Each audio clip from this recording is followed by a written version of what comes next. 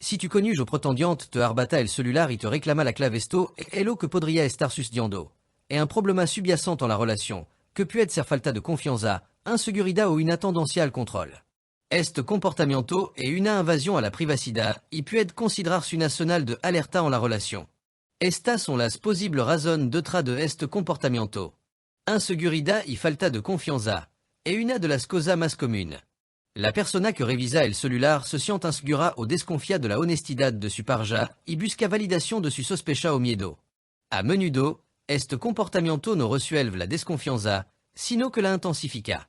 Historial de traición. Si el hombre ha sido engañado o traicionado en relación pasada, puede desarrollar una hipervigilancia en su relación actual por miedo a que se repita la historia. Comportamiento de control. Revisar el celular de forma constante puede ser una señal de que la persona busca controlar a su pareja y tener poder sobre ella.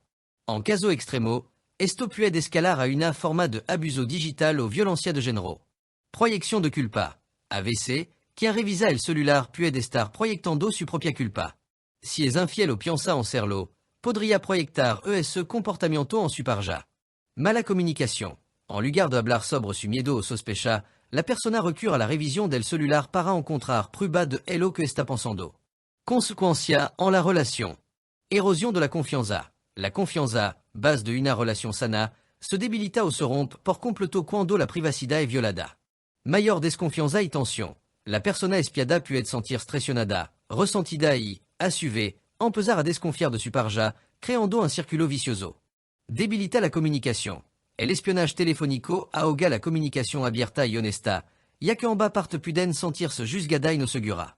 Señal de alerta. En una relación, este comportamiento puede ser una señal de que se necesitan límites más saludables, en caso más grave, que la relación es disfuncional y potencialmente tóxica. ¿Cómo manejar la situación? Establecer límites claros. Es fundamental hablar abiertamente y establecer acuerdos sobre el respeto a la privacidad, incluyendo el uso de dispositivos móviles. Comunicación sincera, abordant el tema sin acusación. La pareja debe expresar cómo se siente y que temor tiene, y la persona afectada debe dejar en claro que la revisión del celular es inaceptable y dañina para la relación. Explorar las inseguridades. Conversar sobre el origen de los miedos puede ser útil. Si el problema persiste, buscar ayuda profesional de un terapeuta de pareja puede ser necesario. Considerar la legalidad. Es importante saber que, en alguna jurisdicción, revisar el celular de otra persona sin su consentimiento puede considerarse un delito. Evaluar la relación. Si el patrón de control y desconfianza continúa a pesar de los intentos por resolverlo, podría ser una señal de que la relación es insostenible o abusiva.